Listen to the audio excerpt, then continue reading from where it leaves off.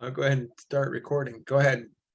When we were in North Carolina, I remember a fast and testimony meeting where people were getting up and bearing their testimonies. And I sat there thinking, I don't really know if this church is true. And I finally got up, and back at that time, you didn't go up to the podium. Somebody,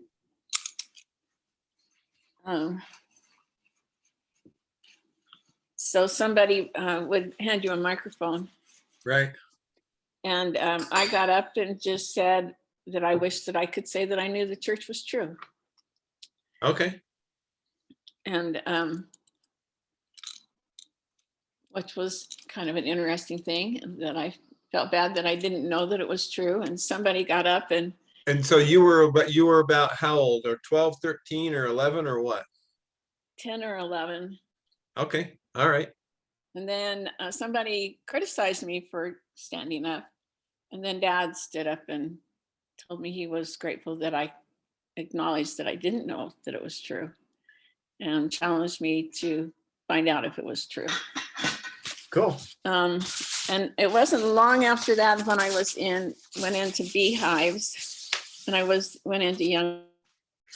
We were in a district. We weren't in a stake, and our district president was President Gullich,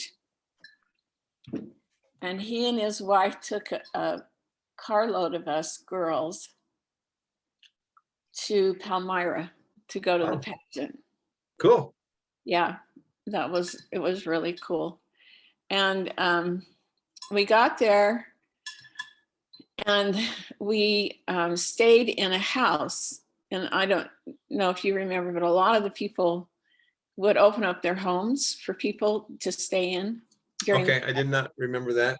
Okay, that happened a lot, and a lot of people camped out. What? And the people were non-members, and a lot of people camped out in farmers' fields to go to the pageant. And so there were a lot of people there. And when we got there, the people who were letting us stay in their house were telling us about the miracles of the pageant. Oh, really? Yeah. And one of the miracles that I remember them sharing was that it always rained during the pageant, but it never on the day of the pageant. But during the pageant. But it would always stop when it was time for the pageant to stop. Wow. And we ate meals at other churches. Other churches were providing meals and things. But I just thought, as they shared some of those things, and there were others that I can't remember now, you don't know that the church is true. How can that happen and you not know that the church is true? Right. And of course, I was still gaining my own testimony, but going to the pageant was a real turning point for me. Huh. It was such an amazing spirit, such an amazing experience. And when the pageant was over, I just wanted to jump up and yell at everybody, the church is true. That's awesome. At my 12-year-old experience. Do you remember going to the Castle Valley pageant down in Castledale when I lived there? Yeah, I remember going. Yeah, you and your wife were in the pageant, Right. Right? Yeah. Right. Yeah. Yeah. And I don't remember how come you guys came to Castledale, but I remember you were there. Was there other family members there? I don't remember now, but I remember specifically you were there. Dennis was there, and I think right. Yeah, Dennis, you and Dennis were there, and I can't remember if any of my other siblings were there or not. I'm not sure if Marcel was there. I think I went to the Manti pageant with Marcel. Oh, when we were first married. I don't think you went with me, but did you? But I just thought, this is really disappointing. This isn't anything like the Palmyra pageant. Well, I pageant, but you know. I went to the Manti pageant once or twice, and it didn't really connect with me that well, but I loved I was in that Castle Valley pageant in Castledale 2 summers in a row, and I just loved it. I really, really enjoyed being in that. I was also in the Oakland Temple pageant for a few years when I was a teenager, and we lived in that area. I got to be in the Oakland Temple pageant a few times. It's a great experience, isn't it?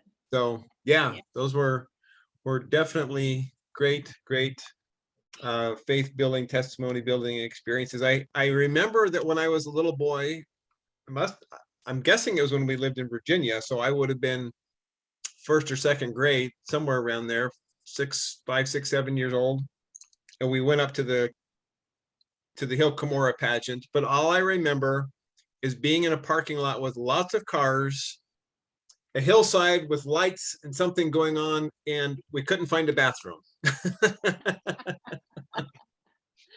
Well, one year, my friends and my dad let us drive that Secret Service car that he had bought. I don't know if you remember it. I didn't remember that. We were working, so we couldn't go with you guys. And so that was when we lived on Spencerville. Oh, was it? That was before Virginia. And okay. we drove up there, and you guys were up there, and we met you up there. Okay. You would have been very young. Yeah, it was not a spiritual experience for me as a really little guy. But so something that I did just on this note, in a few years ago, in fact, I have written down here, December 15th, 2017, I wrote most of my, let's see, the camera is weird. Can you read that? Oh, yeah. I wrote up the key testimony building experiences that I've had in my life, and made a little pamphlet, and I gave it to my kids for Christmas that year. Cool. That's a good idea. Have that written down, a handful of, I mean, there's literally hundreds of experiences that have added to my testimony. Yep. But those were some key anchor events that really locked it in for me, that like, wow, okay, this is real. So, but anyway, that's cool. That's great. You had that experience at Hill Cumorah around age 12. Yep. It was a great experience. I loved it, and I'll always remember it. So going back to Maryland, I think we talked So do we want to wait for Lynaea at all? Do you need to call her or anything, or should we just go? I'll call her and see. Okay, I'm going to pause the recording here for a second. She is in the middle of building a duck pond for her little ducks. How many ducks do they have? I don't. Sounded like about 5 or 6. I know they're not in a row. No. They have the interesting challenge of keeping the eagles and the hawks from eating their ducks. I was going to say, they're out in rural enough area that they would have to worry about predators. That's what I was just thinking of. Yeah. Well, cougars and etc. could possibly get them. Yeah. So, yeah, it is a problem. Okay. So did I remember to tell the story of you when we lived on Philadelphia Avenue, just went running out the front door naked? I think you did mention that. I don't think you went into detail, but we all went. Probably half of the house was out there screaming at you, telling you to come back. And I would have been what, 2 or 3, or how old was I? Maybe 2. Right. Maybe 2.5 or so. You weren't very old. You had no clue. Right. I had no social conscience at the time. No.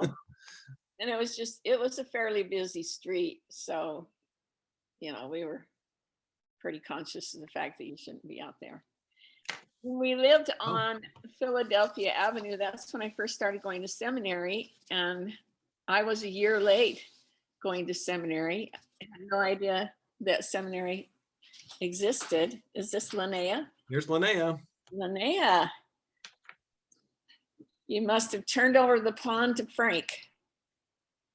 Yeah, it was a deep hole. He insisted on it being 24 inches deep, which that sounds like nothing, but actually you could bury somebody in that. Well, I'll be really careful when I come to Well, your that sounds pretty suspicious. Is there really a duck pond?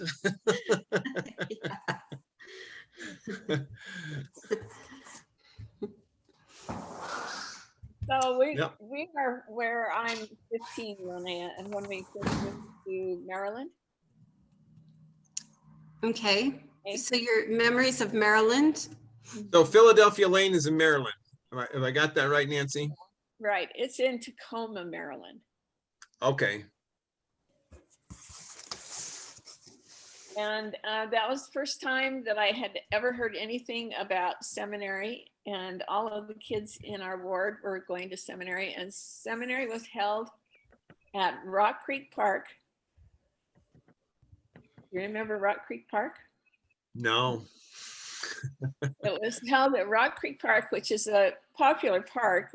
One of the senators not long ago was playing baseball at Rock Creek Park and got shot and almost died. That was Oh. years ago. I And do I remember think- hearing about that. I did not remember Rock Creek Park, but okay. It's a big park, and it follows a river. It seems like the Potomac River, but I'm not sure anymore. So Anyway. what time was seminary? Was it in the morning or when? Yeah, it was in the morning at 6:30. And we all came from different schools, and so we had to carpool to either get there or to go to the schools, back to the schools that we went to. And it was like a picnic building, kind of, but it was covered and it was heated. So Oh, in winter, it was warm.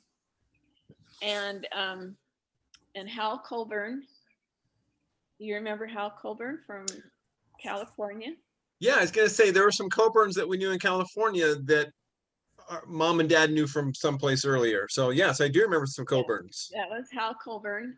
He was our seminary teacher, and I was asked to lead the music for seminary, and that was the scariest thing in the world. We had kids in our school that had been in beauty pageants and talent shows and talent competitions and beautiful voices, and for me to have to lead the music, which I had no idea what I was doing, was pretty scary. We didn't have a piano, so I had to come up with a pitch. That was a little frightening for me. So I rode to seminary when we lived there with Jan Benson. His father was Serge Benson, his mom was Betty Benson, and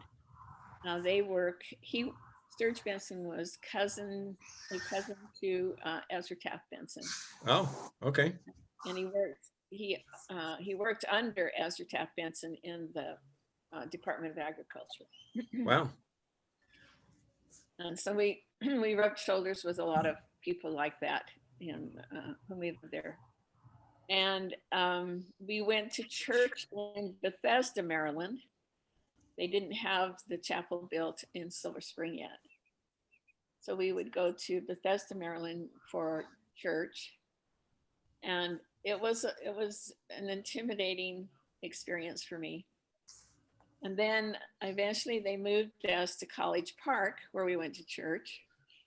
And Just a minute, Mom. Intimidating for the same reasons that leading music in this elitist crowd yeah, was intimidating. Okay. just there were high school presidents, and they're just kids that had experienced a lot of things I had never experienced, and more sophisticated. I mean, we could argue that these are privileged kids.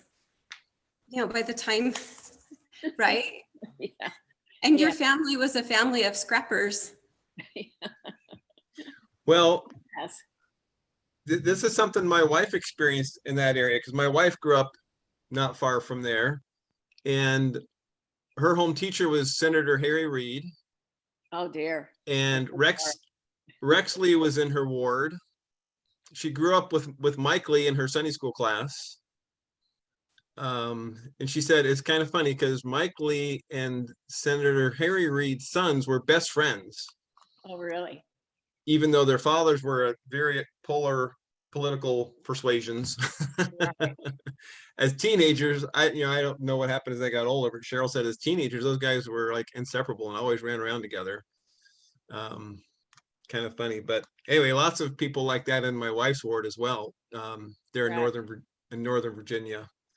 My wife babysat for Elder Gong's family, because Elder Gong was sister Susan Gong was Cheryl's Young Women president, and Yeah. Elder Gong was the bishop of when Cheryl and I got married, Elder Gong was their bishop. Although I never personally met him, I just heard people reference the Gongs.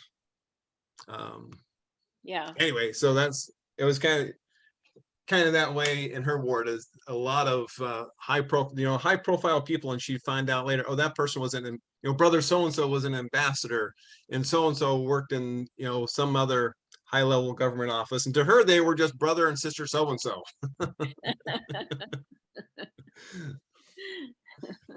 Anyway, I'm sorry, I'm distracting from your story. Go ahead, Nancy.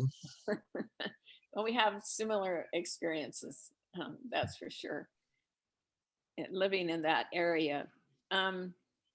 So when we lived in North Carolina, I did go to a few firesides, and that was a lot of fun for me, and I enjoyed it. So when we got we were in the Silver Spring ward, we went to College Park to church, and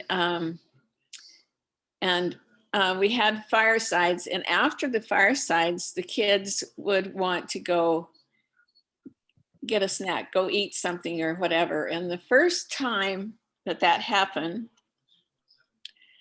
trying to remember his name, boy in our ward, Doug Coons. There was a carload of us in Doug's car, and they went to this restaurant, and they went inside. We all went inside. I didn't have any money, so I was really nervous because I didn't want to have to try and order anything. And they ordered a glass of water. And then they sat there and they joked and laughed, and they talked about, had I ever had real Jewish food? I had no clue what real Jewish food was. You went to a real Jewish school. I did. So I knew there were Jews, but I had no idea what real Jewish food was, except I knew that the kids at my school in North Carolina that were Jews supposedly had wine in their thermoses, but and I don't think we were at a Jewish restaurant. They were talking about the different restaurants around the area and the different cultures that those restaurants represented, and just laughed and joked for a while. And then I don't remember how they did it. They turned a glass upside down or something, and you had to pull a paper out. And then they got up and walked out. They never ordered anything. They just left that glass, that the only way the waitress could get it would to spill water everywhere. Right. I was so embarrassed. I just wanted to go home. I thought I was going to die. I had never heard of anybody doing anything like that, and was just embarrassed at the whole situation. Doug Coons was a good kid. He was my high school class president. Oh, really? When I went to Silver Spring, yeah. And his mom was my young women's leader, and I adored her, but that little prank was embarrassing to me. I remember kids doing that at a restaurant in California when I was also about 14 years old, and it was some older kids that did it, and we did order some food, I think pizza or something, and they put like a tip, like $1 worth of quarters into a glass of water, put a napkin over the top of it, turned it over, and the only way for the waitress to get to her tip would be to pick up the glass, and which wasn't much, like, a few quarters. Really? But at least we gave her a few quarters. Your friends didn't give them anything. Not that I remember. They didn't give them anything. So we eventually moved out on Old Columbia Pike. And and it was an old farmhouse. There was a well on the back porch, and underneath that porch there was a. You were about how old? When we moved out there. Well, I wasn't driving yet, so. I've got pictures of Old Columbia Pike in 1964, so I know we were there in 64. Larita was born in, December of 63. okay. Well, let's see, I didn't start driving until we lived in Spencerville. I think I was probably 15. Yeah, I must have been 15. Okay. Yeah. When we got there anyway. Anyway, it was an old farmhouse. There was What about was- the well?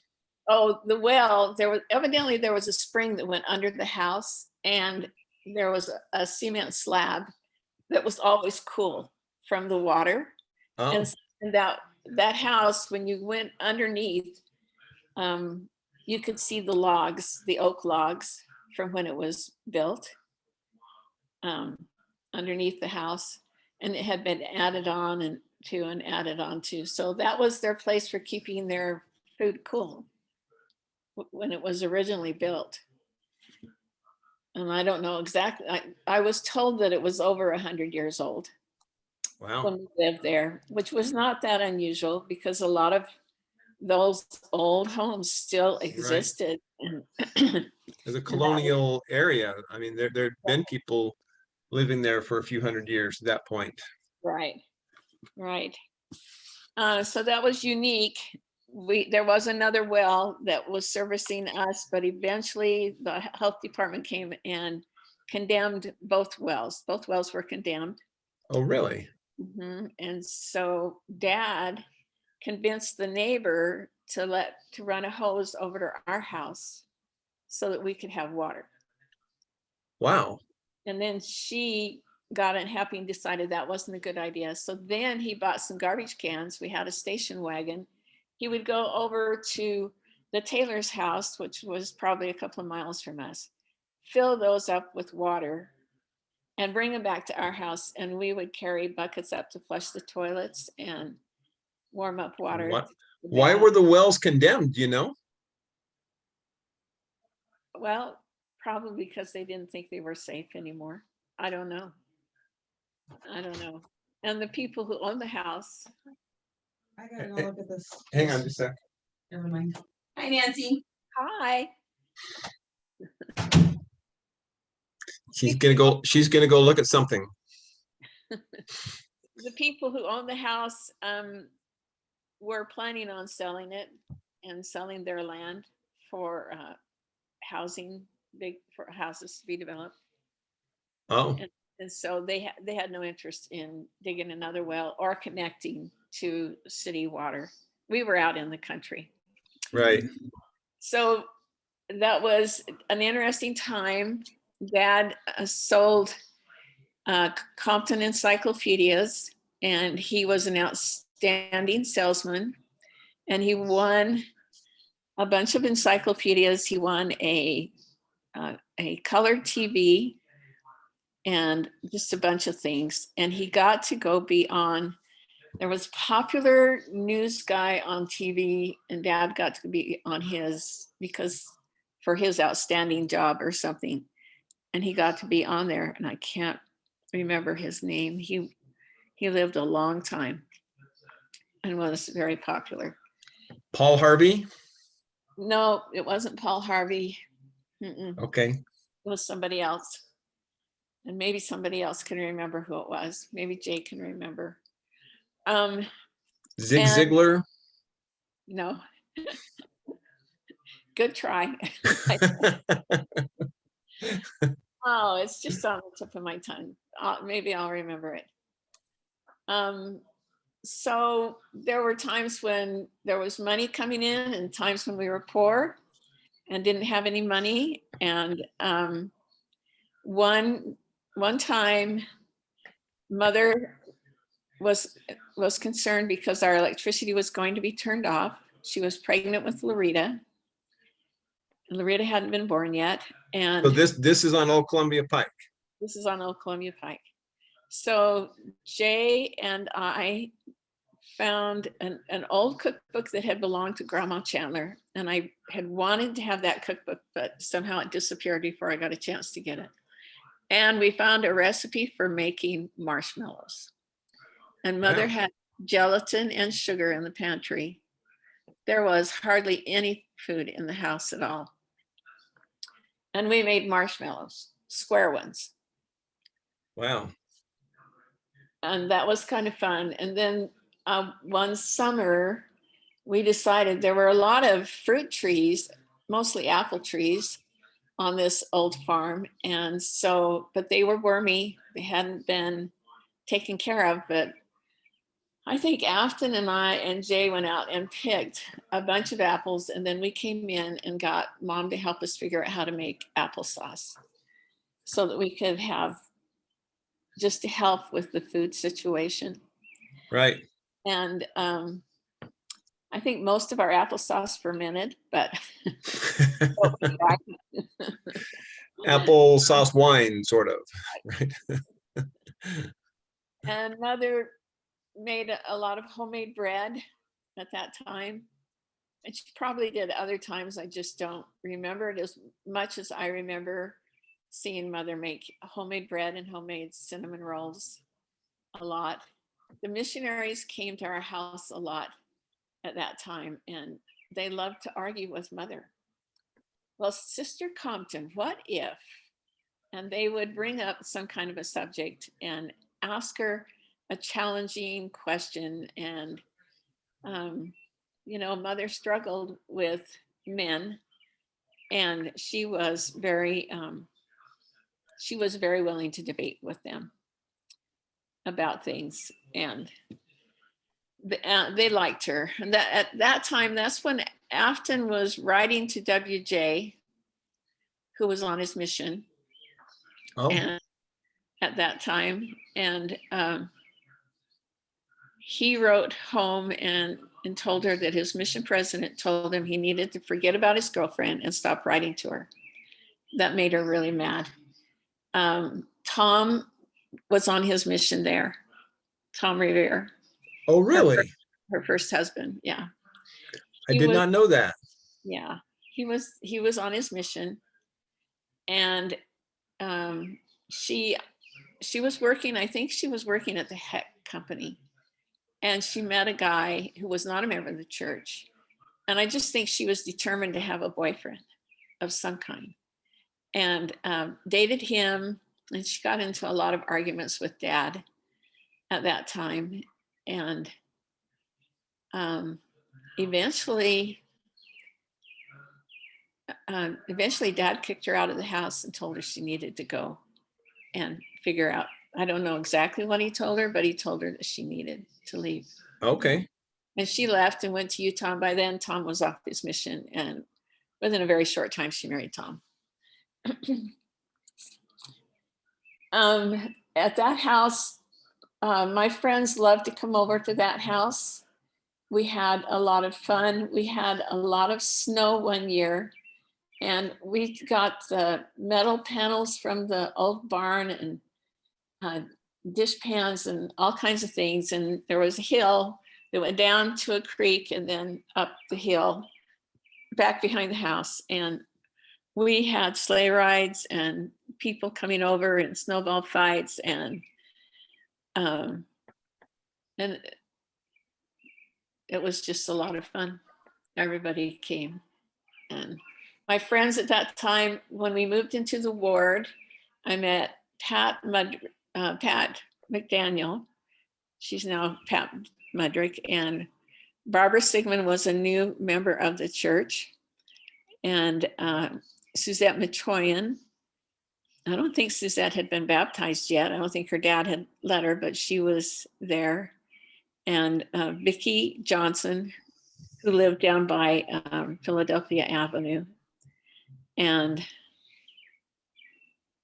eventually Ludine Robson. Anyway, we were all pretty good friends and we hung out a lot together. And the boys in our ward had a basketball team.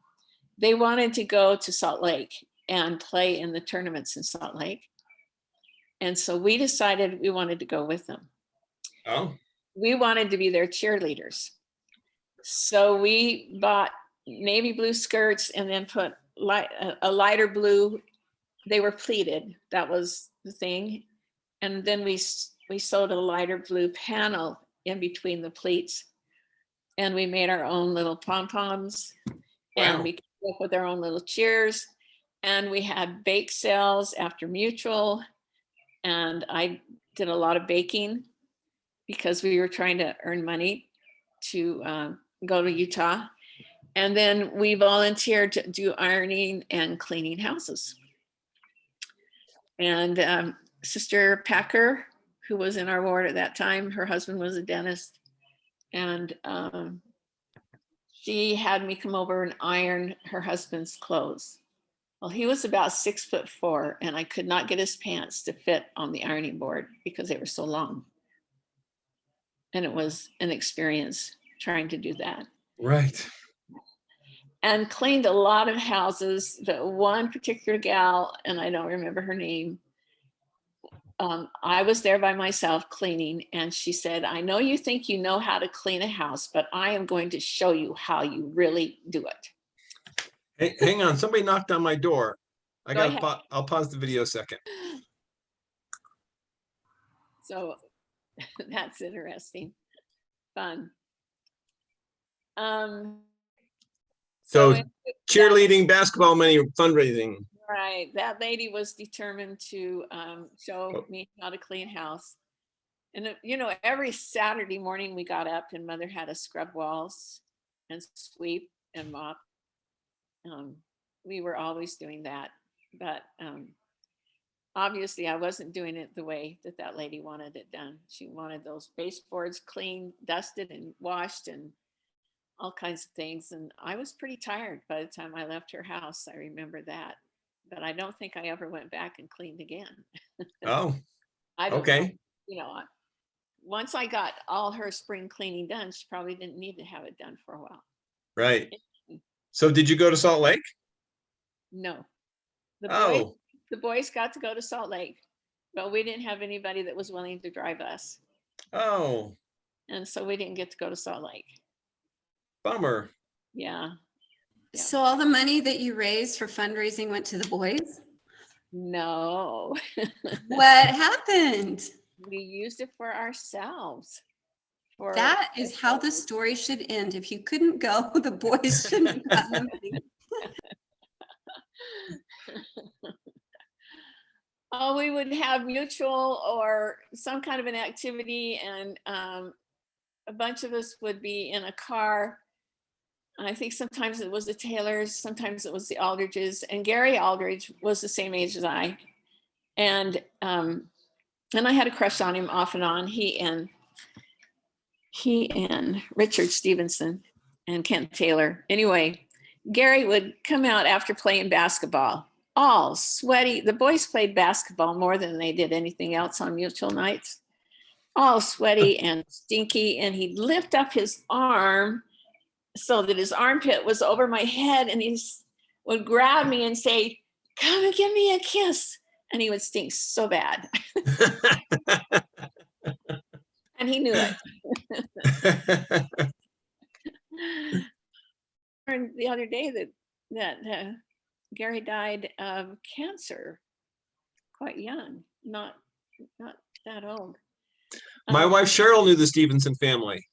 Oh, did she? Yeah. Carolyn Stevenson, is that the right name? It seems. No, Sister Stevenson's name wasn't Carolyn. I just know that there was a David Stevenson. Anyway, there were Stevensons, and when Cheryl and I got married, they came through the reception and they said they were the Stevensons and they knew my family. It could have been. When we were there were at least 2 Stevenson families. Oh, Yeah, 2, and they were brothers. And the one Stevenson family, every child in their house played an instrument, and every child sang, and they performed a lot. The others, Stevenson, well, Christine Stevenson, she was a little younger than me, a little older than Jaye. Okay. Anyway, they had about 8 or 9 kids, and both families had large families, and they all did sing. Okay. They were all musical. Well, there's some branch of them knew Cheryl's family, and they identified themselves to me when Cheryl and I got married and remembered our family. So, but I didn't ever, I know Cheryl's had a friend, David Stevenson, so he was Cheryl's age, so he would have been, quite a bit younger than you. Yeah. And I don't remember all the younger kids. I remember Doug and Richard and Chris. And then there was another sister. Anyway, when I would ride with the Taylors, with Kent Taylor's family, Kent would sit back there and just make me laugh and laugh and laugh so hard. And we just had a lot of fun. And one day after a fireside, everybody was having refreshments, and he grabbed me and said, "Let's go for a ride." And he went outside and got his bike and had me sit on the handlebars and said, "How about if we just take off and go to California?"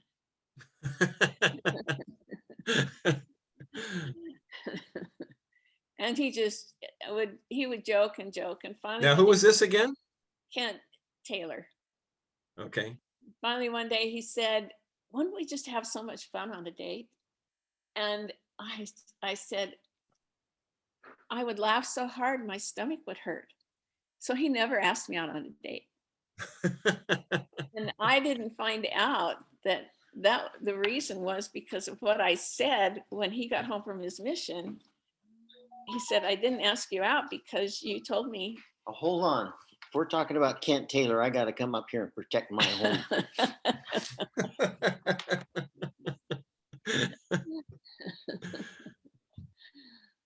But we did. Wait, so he didn't ask you on a date? Why? Because I told him that if we went out on a date, my stomach would hurt from laughing so hard.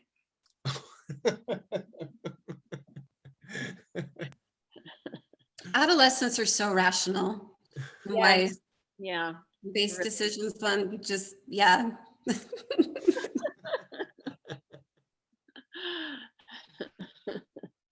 Well, did he ask you on a date after his mission? Yeah, I dated him quite a few Okay. times after his mission.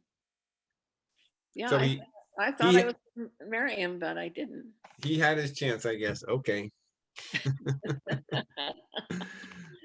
We just had a lot of fun together as a group. We did a lot of things together. We would go, Vicki Johnson's mom would make us wonderful refreshments.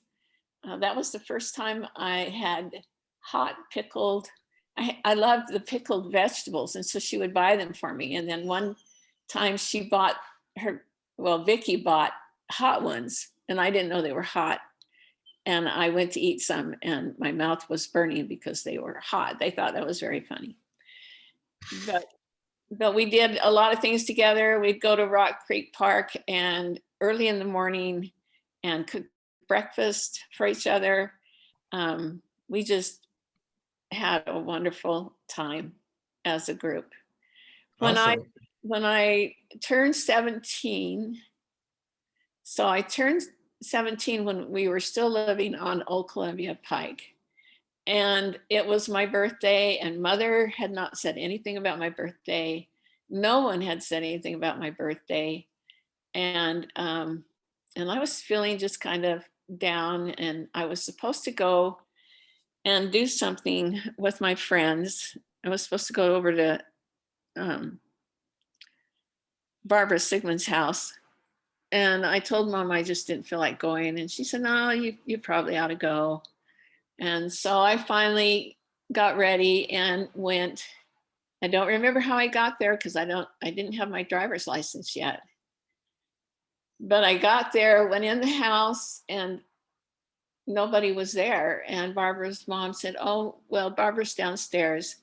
So I started walking down the stairs, and all of a sudden, everybody started yelling, "Happy birthday." And they had a surprise birthday party for me when I turned 17.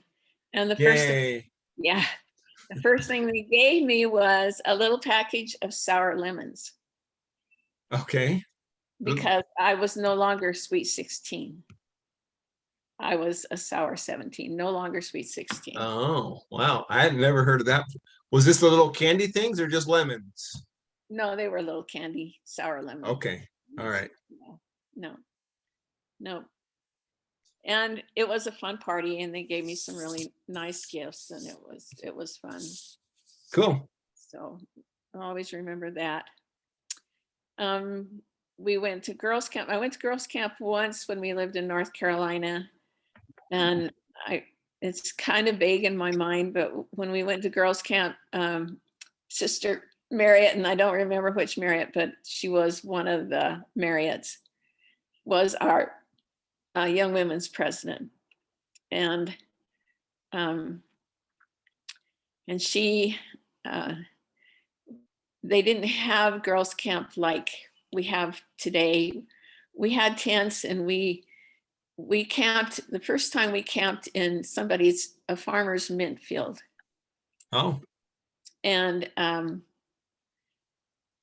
we were trying to learn how to cook chicken in a pit, and we all burned our chicken and got dirt on it, and it was, in that stake, we were still in the Bethesda, Maryland stake, and just lots of talented people. And there were a group of girls that went around with their guitars singing and trying to get everybody to sing with them. And I don't remember a lot of spiritual things happening. Just remember that it was fun, but it wasn't anything like what we do now. And then another year we went, and I think we were at Rock Creek Park, maybe. Anyway, we were in a camping park, and we had tents, and we were supposed to go find firewood for our fire, and we had a hatchet. And I said, I think I know how to cut wood. And I started cutting this wood, and there was a hornet's nest in it. oh And no. they were just all over my head, all around Wow. me. And everybody went running off screaming except for Pat McDaniel. And she came over and helped me get away from them and started picking them out of my hair. And she got stung more than I Wow. did. And she was allergic to bees. And her hands just got all swollen up, and her mom had to come up and get her and take her to get a shot, go to the doctor. Wow. But it rained a lot, and Sister Marriott, we stayed over on Sunday, and we were going to have a fast and testimony meeting Sunday. And because she was a Marriott, she was going to have the Marriott hotel, the Marriott restaurants cater our Sunday meal, but we would have to fast and have our fast and testimony meeting, then we would have the meal. But it was raining. It was raining all morning, and she went from tent to tent, and she said, the rain's going to stop. Just say a prayer. The rain's going to stop, and we're going to be able to have our fast and testimony meeting. And just before it was time to have our fast and testimony meeting, the rain stopped. Cool. And we had our fast and testimony meeting, and then we got our wonderful meal from the Marriott restaurants to have. And that was just one of those, the Lord's watching over us, taking care of us. Cool. We also got to go to, we had a youth conference where we got to go to the World's Fair in New Which York. was in New York. Wow. New York City. Mm-hmm.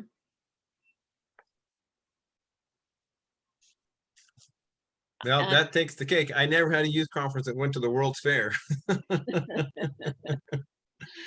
That sounds pretty awesome. Yeah, we stayed at the dorms.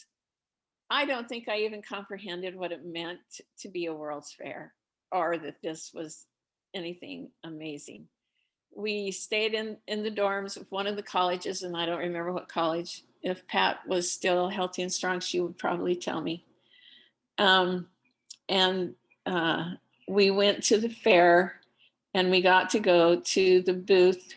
You could go to whatever you wanted to, but Pat and Barb and I went to the booth for the church's booth.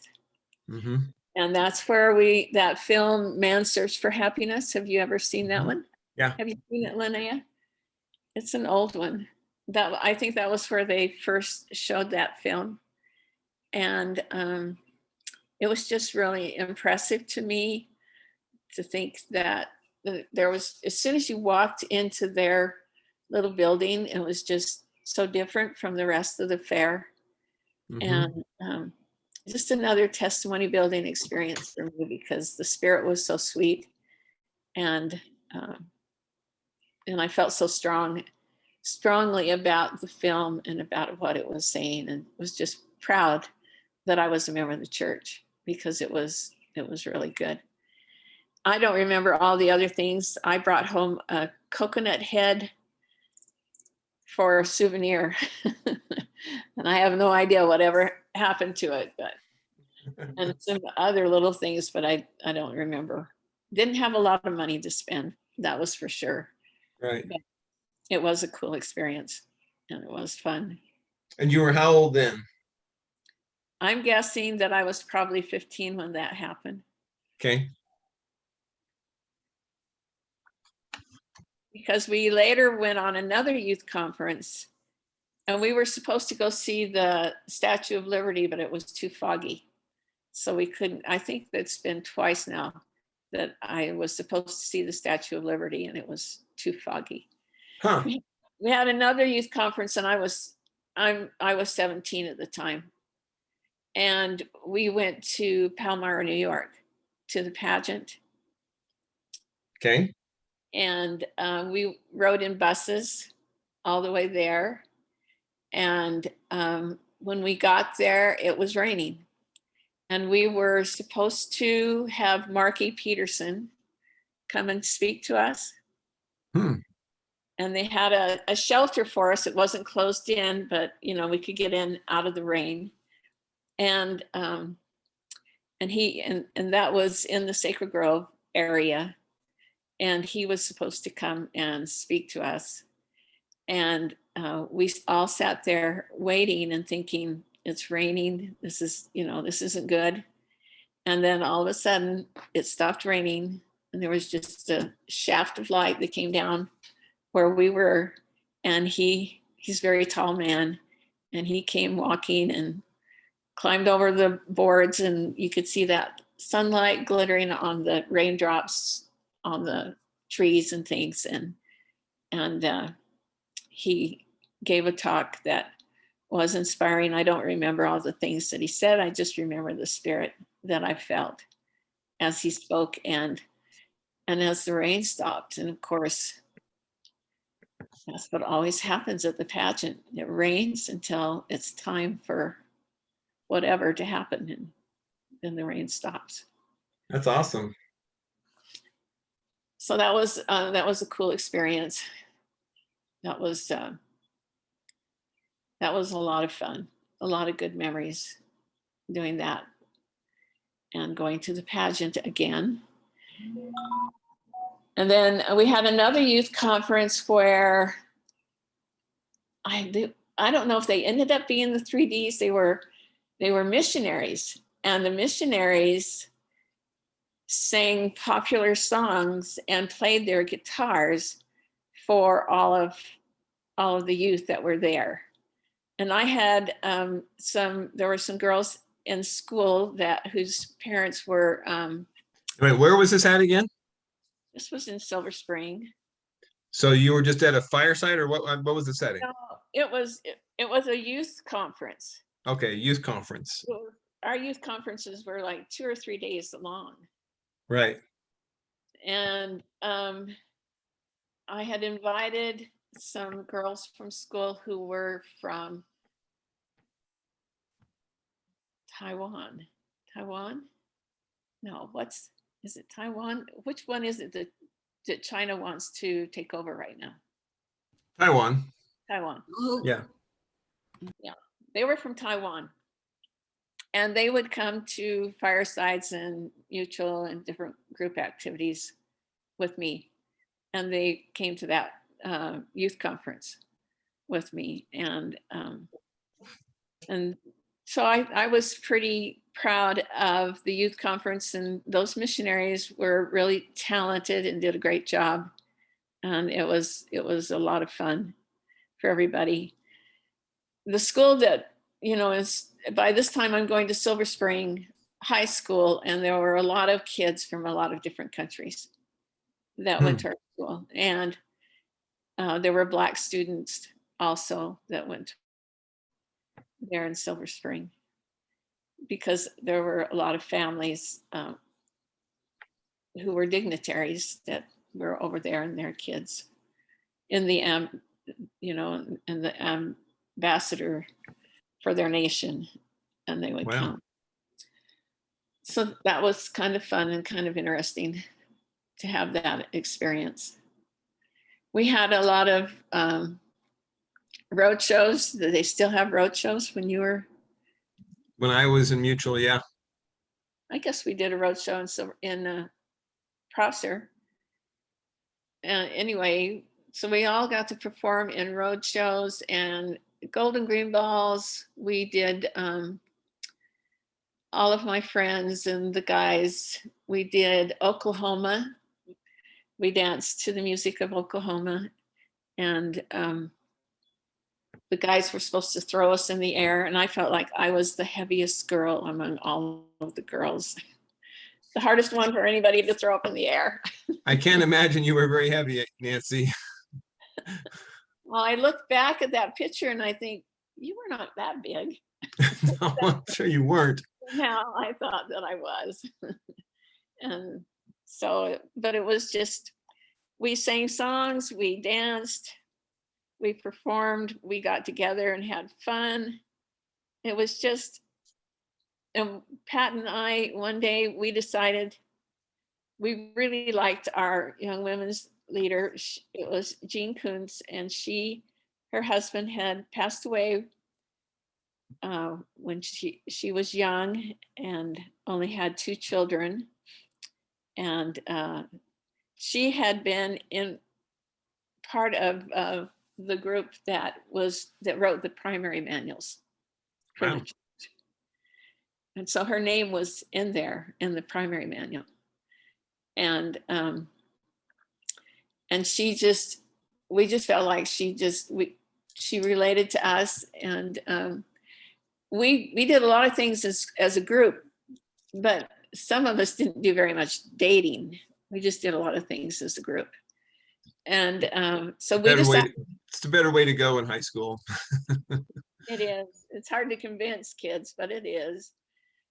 So we decided to take the bus and go down to Washington, D.C. Pat knew where there was a shop that made chocolate candy that had been there since 1770 something or something like that. And we went to a little sandwich shop, and there were vendors that were selling flowers on the street. It was so much more peaceful than it is now. And we walked around and looked at things and bought some flowers and bought some candy. And then we rode the bus and went back to Sister Kuntz's apartment and gave her the rose and gave her some of the candy, because we just really liked her and felt like she understood us. Cool. That was a fun experience. There, when we moved out there on Spencerville, we had a little Renault.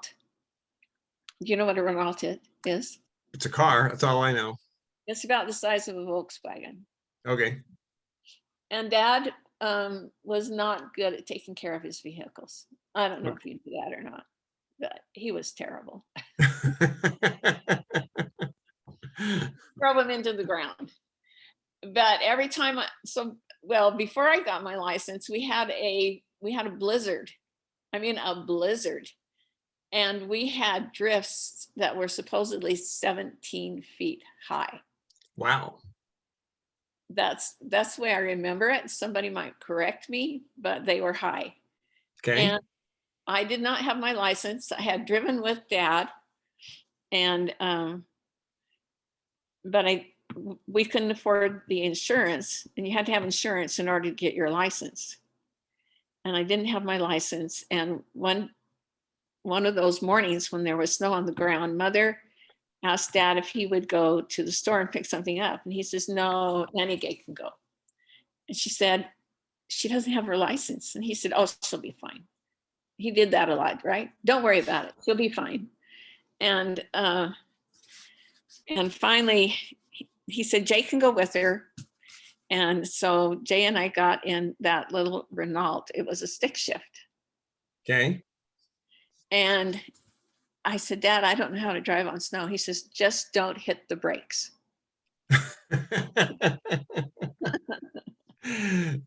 That's a pretty short driving lesson.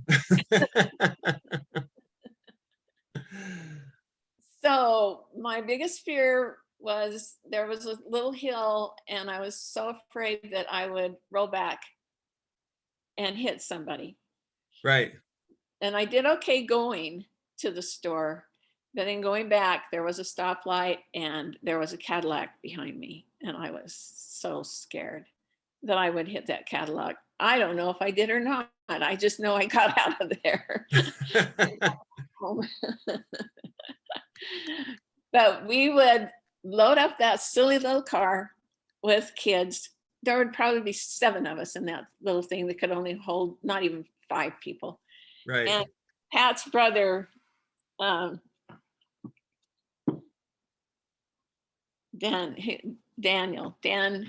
Mudrick, would be in the car with us. He was about 6'4".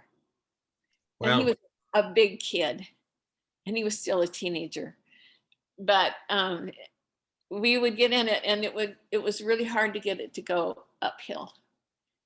It would slow way down. And so everybody would sit there just rocking back and forth like we were going to push that car up the hill, singing silly songs. And we just had a lot of fun memories of that silly car. And then I got a job. We still had the Renault. But before I got that job, we also had a Volkswagen bus. Mm-hmm. And by this time, I'm driving kids to seminary instead of people picking me up. And so when I went over a bump or something, I couldn't get my feet down on the pedals, so my foot would come up off the gas. And so then it would jerk, every time I did that. So we would drive kids to seminary and drive kids to state dances. And then we were driving to Rehoboth Beach in Delaware. Did you guys ever go there?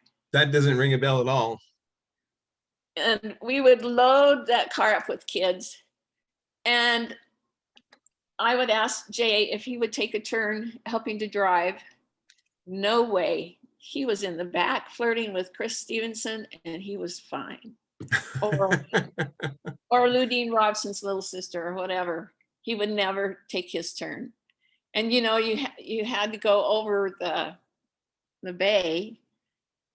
And usually coming back, it was just bumper to bumper traffic. So how far of a drive is that to this beach? I mean, are we talking an hour drive? Are we talking 5-hour drive? How far away is this? At least 2, maybe 3 hours. Okay. Yeah. But he would never take his turn.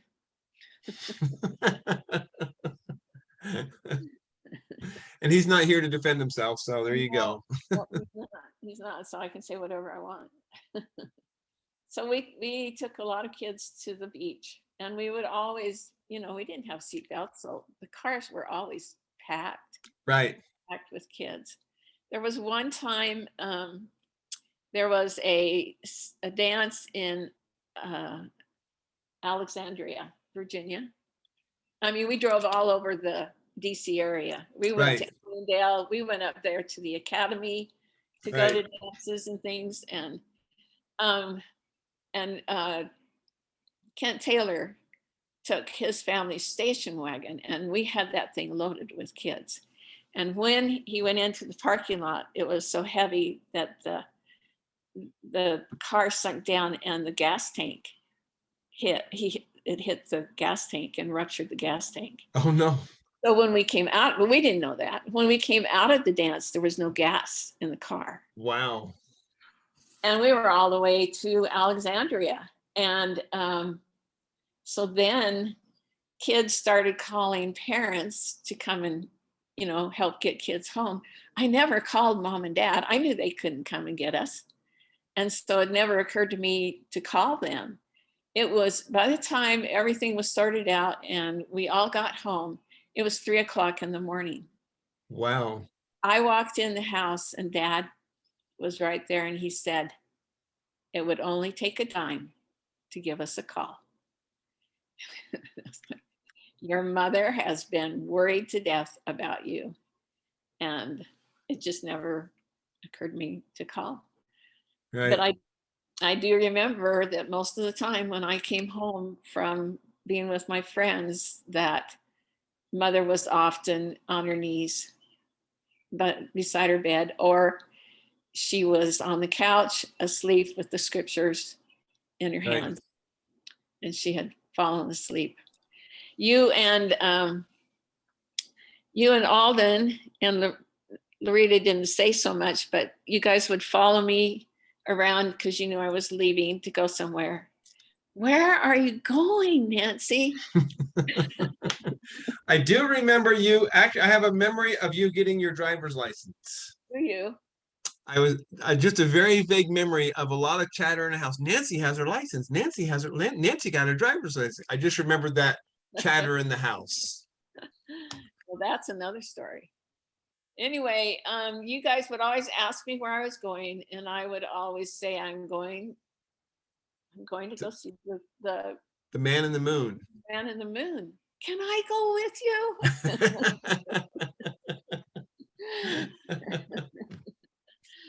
And and then we got that checker limousine. Do you remember that car? I have a vague memory of that. Now that you mention it, I have a vague memory. Not a very good one, but that does ring a really strong bell. Yeah, well, it was blue, so it wasn't yellow. It's like your taxi cabs, and it had seats that folded down in the middle so that you could get more people in. Okay. They were just little individual seats, or like 3 of them, and that's what I had to drive to go take my driver's license. Oh. And it was a big car, and the guy that was taking me out to drive had never seen a family with a car that size. Oh, really? So why do you have a car like this? Because we have a big family. How many kids? There's 12 kids in my family. 12 kids?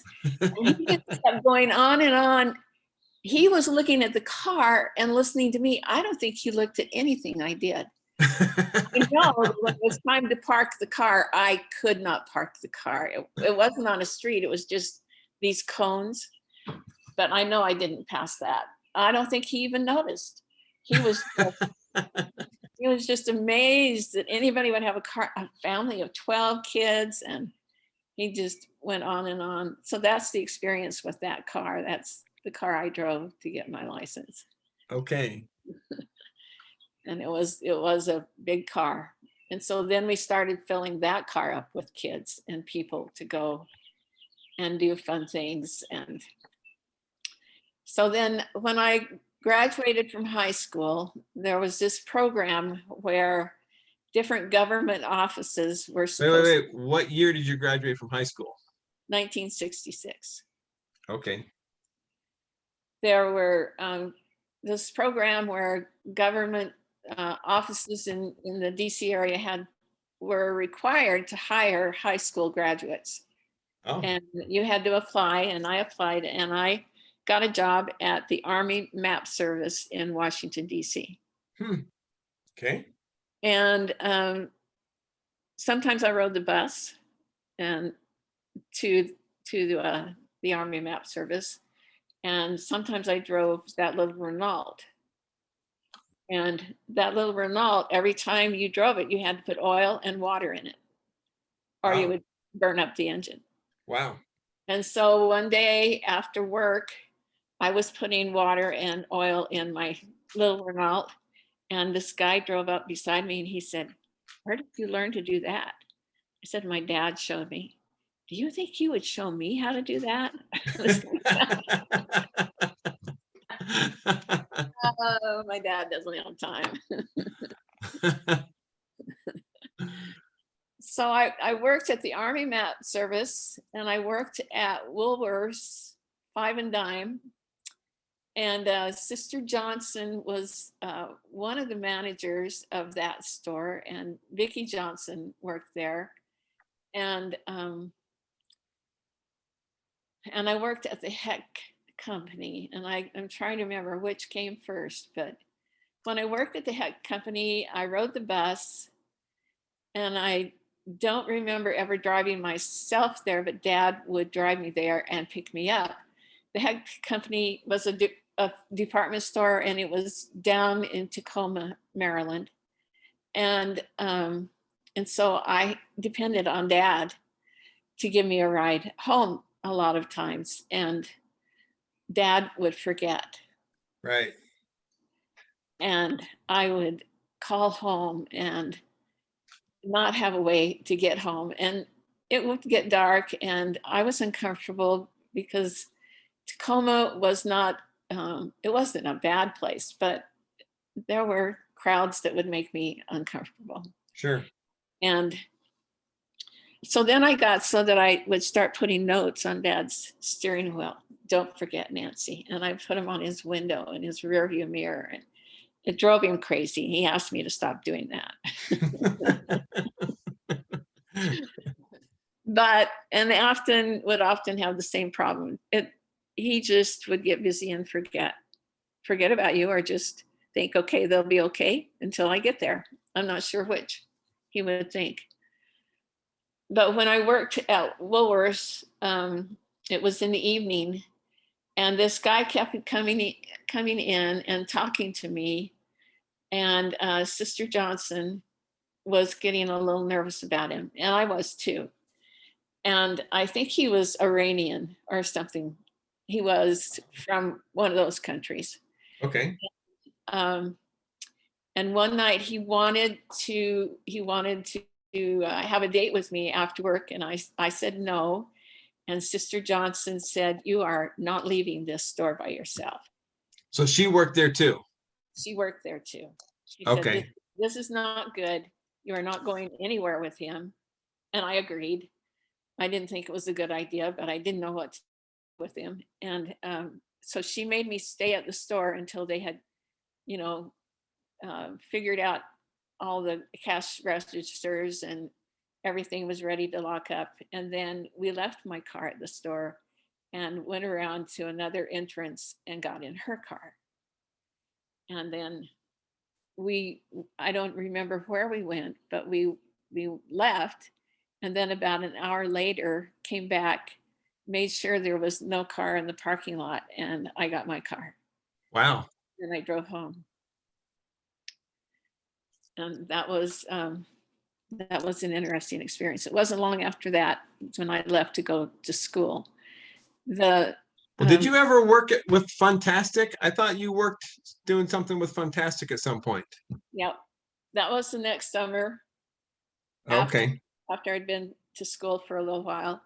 Okay. I worked Fantastic, and so I was a young adult, and there was a family in our ward. They had a couple of boys, and their son was probably about 3 years older than me, and she really wanted me to go out with him. Now, are we still in We're still in Silver Spring. Silver Spring? Okay. Yeah, she really wanted me to go out with him. And he asked me out, and he asked me if I knew who Andy Williams was. Okay. I had no clue. We Oh, didn't really? we didn't listen to popular music in the car if Dad was there. We didn't have a TV that worked. Okay. I did not know who Andy Williams was, and he was just appalled. And I really impressed him. And so when we came home that night, and he wanted to sit in the car and talk, well, you and Alden peeked through the curtains, the kitchen window curtains. Okay. Nancy, what are you doing out there? You would go to the door and open the door. Why aren't you coming in?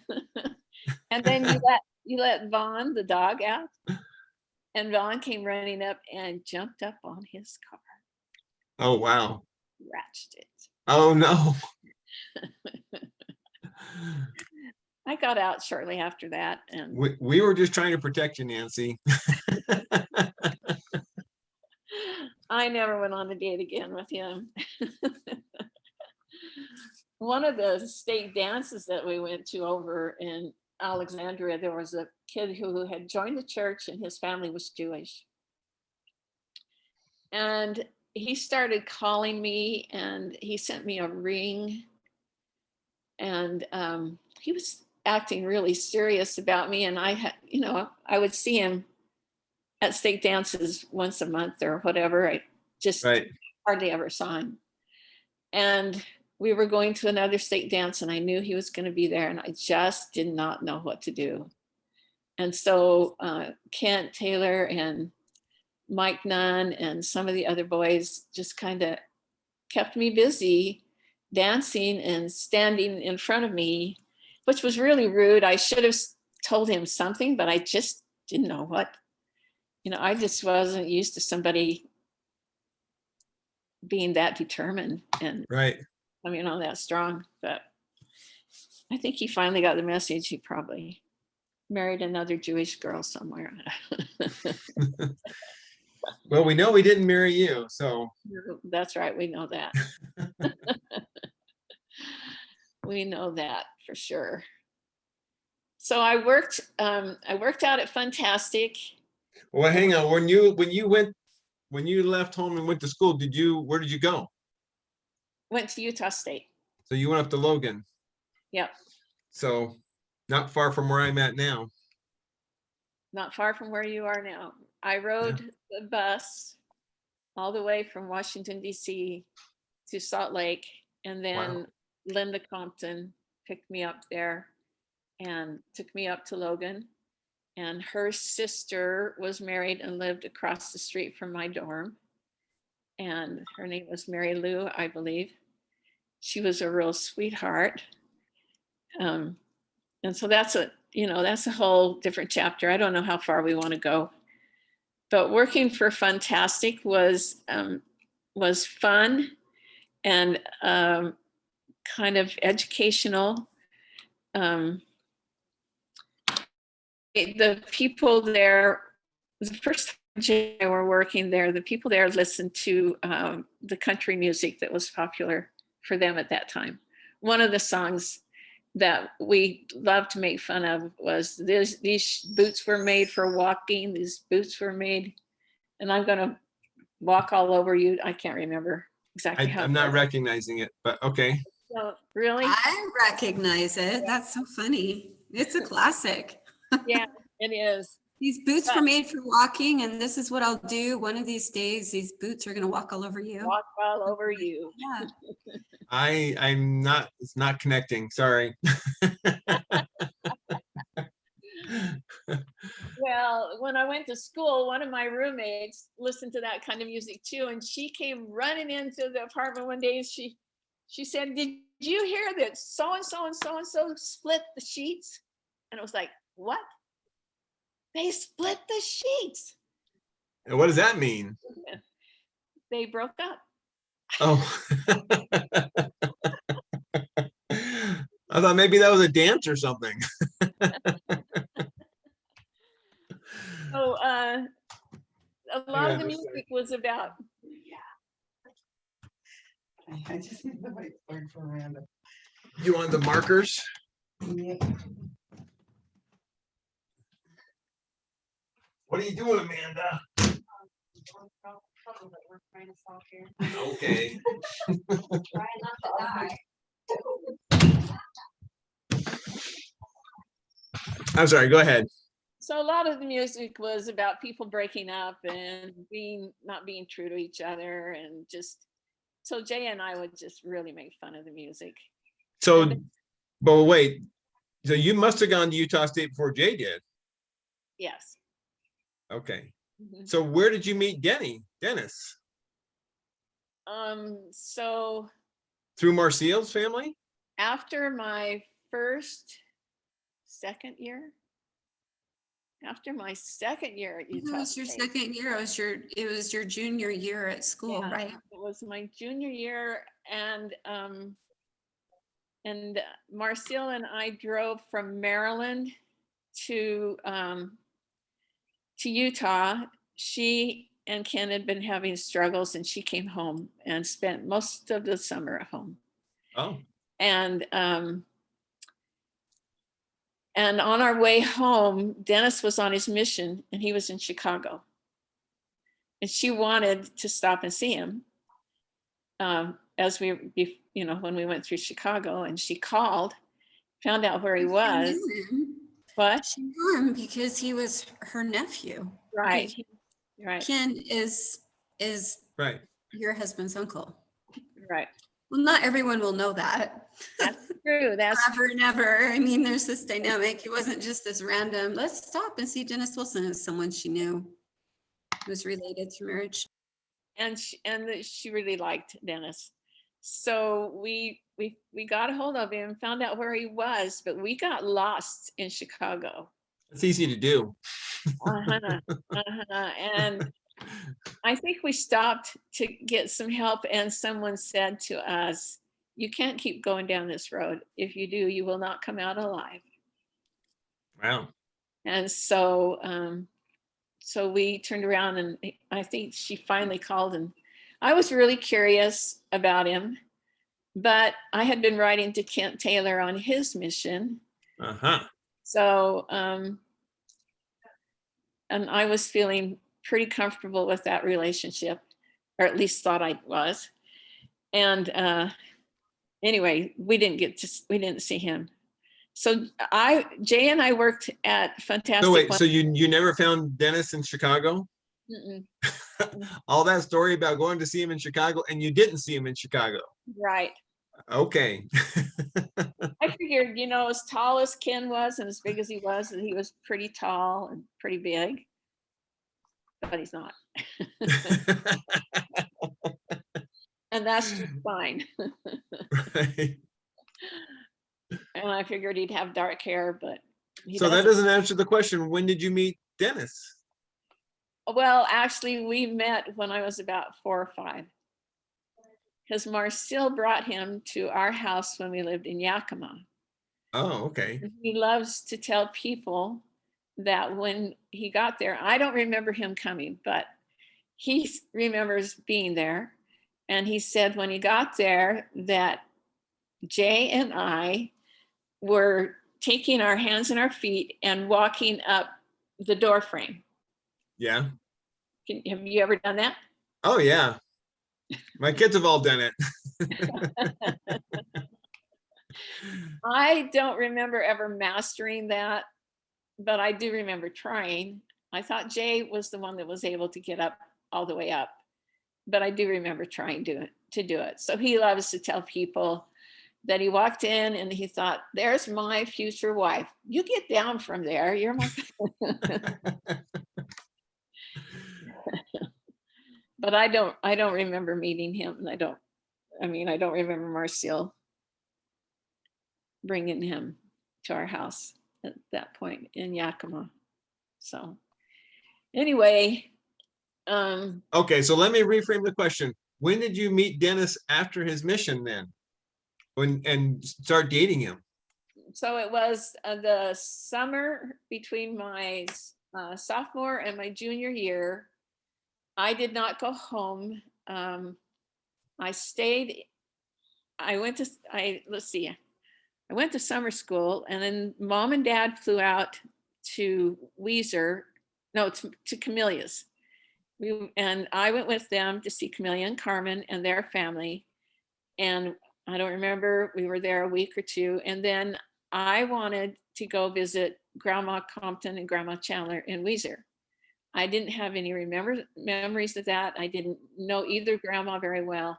So I went and spent a week with Grandma Chandler and a week with Grandma Compton in Wow. Weiser, and met relatives that were living around there. And then I flew to Salt Lake, and Marcel picked me up. And Dennis had just gotten home from his mission, and he was going to Utah State. And so he came with Marcel to pick me up at the airport. And that was when I met him. Okay. So got that taken care Put a check mark in that box. Okay. of. So Jaye and I worked at Fantastic together one summer, and then another summer I worked there. Jaye was gone, but he wasn't on his mission. I don't know what he was doing, but he wasn't working there with me. I was working on the assembly line Okay. that summer and putting the pieces in the toys, the boxes. And those people were, almost all of them were from West Virginia. Really? Yeah. And their stories, their history, they owned land in West Virginia that they were so proud of, but they couldn't afford to live there. Wow. And their money went to pay for that land that they were proud of and that they loved. Wow. And they worked hard. They were hard workers, determined workers. Their lives were hard. Most of them got married when they were like 15 or 16. Wow. But they were religious, and they were good, and they listened to that crazy music, which we'd like to make fun of and like to tease them about their silly music. That summer, there were a couple of boys that were LDS, and their mom was there, and I can't remember what she was doing, but they were working. And actually, those boys were going to Utah State, and I saw them later at Utah State. And then there were these two boys that were driving truck, and they would come in and talk about how drunk they got over the weekend, and they were LDS also. Yeah. And so it was kind of an interesting thing for me to see LDS people that live that kind of a lifestyle, because none of my friends had been that way. And Right. I just thought, if you're a member of the church, you do what you're supposed to do. And there was a guy that was not working there, but he would come there, so he must be supplying supplies, or somehow he had business with the business, and he wanted me to go to lunch with him. I finally went to lunch with him, and he wanted to buy me an alcoholic drink, and I said, I don't drink. He says he got unhappy because he didn't think that it was fair for him. He didn't want to date girls that wouldn't drink with him. Okay. Which that made it really easy, because I wasn't comfortable going out with him in the first place. Right. Didn't really know him, but I figured Dad knew him somehow. So I never went out with him again, because I refused to drink with him. And it was lunch. Why are you drinking at lunchtime anyway? Right. Good call, Nancy. I'm proud of you.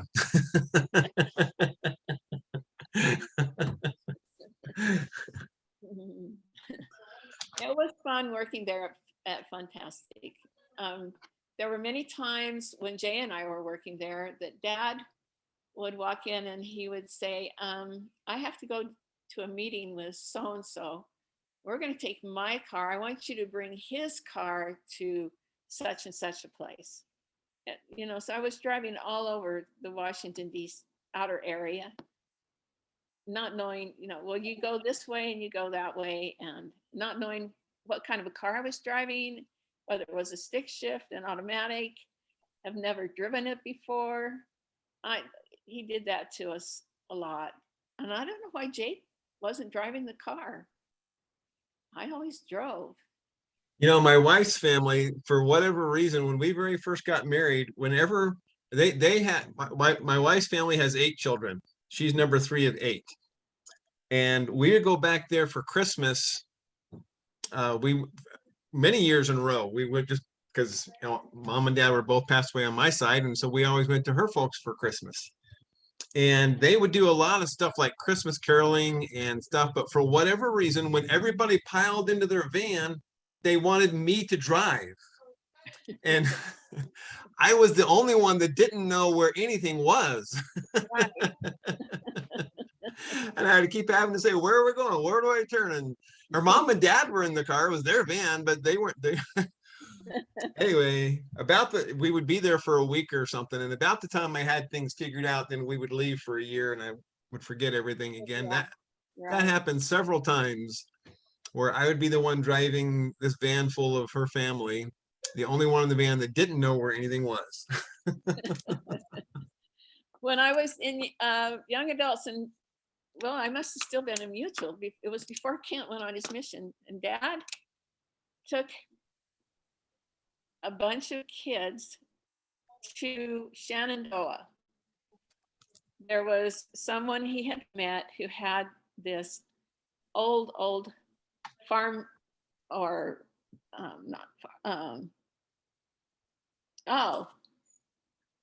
what is it called? The farms, they were, shoot. Cotton gin? A plantation? Yeah, old plantation. But it was in Shenandoah, and he bought it and had it redone so that it was like it had been, you know, when he bought it, there were cows walking through it. How's that?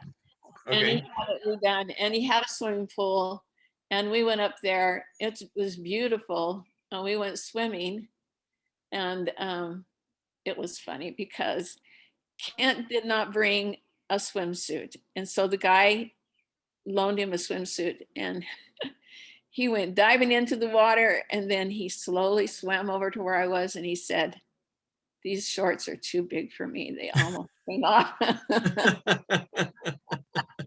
I thought you were going to say they did come off. I guess they got caught on his feet or something, huh? And then he caught him in time. I guess Dad, I don't know if they were his Sunday school class or what it was, but somehow he took all these kids up there, and it wasn't, you know, Kent was 2 or 3 years older than I, so it wasn't all of the kids that I ran around with. When we lived out on, I think we were living on Columbia Pike, and I was asked to teach primary, and I think I was 15. And our bishop at that time was Bishop Scott. I think, and I've been going to ask Pat, that it was Richard Scott, our apostle. Oh, really? If it wasn't him, it was one of his brothers. Oh, There were 5 boys in that family, and wow. they married, a lot of them married sisters. Anyway, so I was asked to teach the 4-year-olds, and the Scotts had a little boy. He just had the hardest time sitting still in primary, and was kind of difficult. And so his mom would come in, her name was Jean, and sit down. And I think she was the primary president, I think. And that was a good experience for me, teaching primary. I taught primary for a couple of years as a teenager, and enjoyed it. But while he was in my class, he ended up in the hospital. I thought he got sick, but he had some health problems that he had had since he was born. Maybe it was his heart or something. And he ended up dying. Well, Richard G. Scott did have a son that died. Right. Yeah. So I think it was him. Anyway, he died, and all of us kids were just really sad. And we decided to go to the funeral. Of course, I had that big old limousine, checker limousine. And so I drove a bunch of us. The funeral was, I think, was in Bethesda. Can't remember for sure. And it was another one of those testimony building experiences, Okay. because I had already been to another funeral. A girl who was not active, she had gotten pregnant while in high school, got married, and her mother was so distraught and so depressed that she ended up killing her daughter, her other children, and herself. Oh. It was awful. But the girl had married a boy that wasn't a member of the church, and so he had a funeral for his wife in a different church. And I went, and this boy was sitting there just bawling, and this minister was yelling and going on, and I couldn't believe it. Wow. It was a real shock to me. I hadn't been to any other funerals anyway, but that was just kind of quite a contrast. right. And so then I went to the funeral for this Scott's little boy, and the music, the talks, there was so much peace. And when Brother and Sister Scott followed his coffin out the door,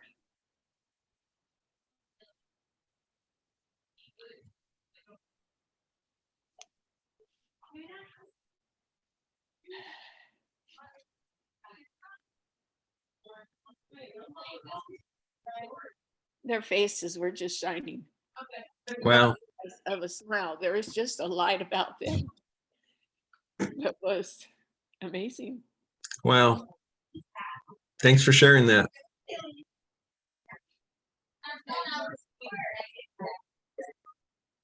I got a tissue right here, but well, it's one of those special moments where the veil is thin, you could say. Yeah, and then their testimonies after that, it just was really good for all of us. Well, that's awesome. So different. Well, on that note, I probably need to let you go. It's 8 o'clock and there's stuff going on in the room behind me, lots of noise, and I think I'm needed in the other room. But I sure appreciate all of your stories and your testimony experiences and all of this. And I know, Nancy, that you and my other older siblings really set a pattern for me, because when I was old enough to go to Scouts and start going to Mutual, I really wanted to go, because I had always, for as long as I had been alive, had always seen older siblings going to activities and going to church things. And so I was kind of chomping at the bits for my turn.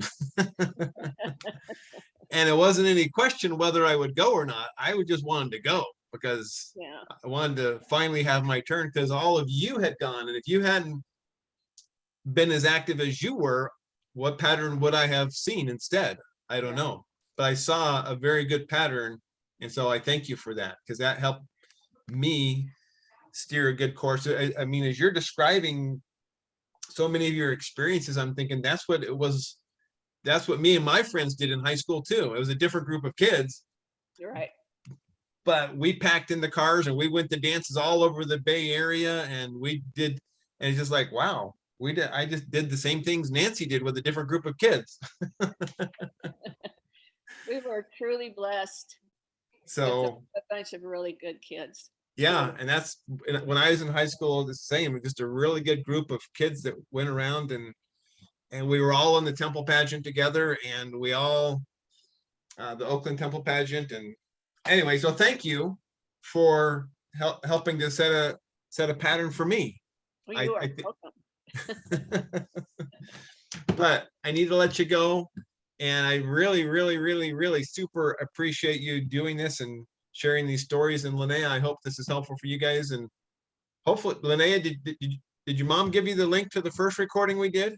No, I didn't get that sent to her, but I will. Okay. We're putting these on YouTube so anybody can get to them. Thank you And- for doing it, Artie. Thank you. And it's been sweet listening to you, Mom. Well, thank you. It's fun sharing some of those Yeah. memories.